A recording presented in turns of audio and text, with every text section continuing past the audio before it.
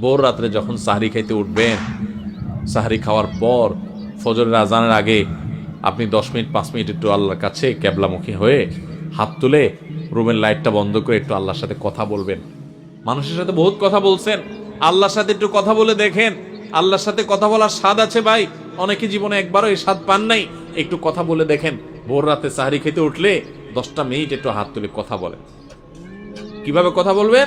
কথা বলবেন এইভাবে, ও আল্লাহ, কত গুনাহ আমি করেছি, কত পাপাচার আমি করেছি, মরতে আমার হবে, তোমার কাছে যাওয়া আমার লাগবে আল্লাহ।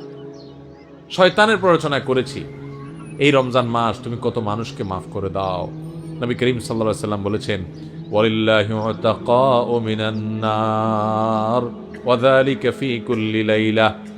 রমজানের প্রত্যেক রাতে আল্লাহ তাআলা অনেক মানুষকে সাধারণ ক্ষমা ঘোষণা করে দেন, যে যাও অমুক অমুক অমুক অমুক, যাও তোমাদেরকে মাফ করে দেওয়া হলো, জাহান্নাম থেকে মুক্ত ঘোষণা করে দেওয়া হলো। আল্লাহ কত মানুষকে আপনি সাধারণ ক্ষমা করে দিবেন। আল্লাহ আপনার সাধারণ ক্ষমা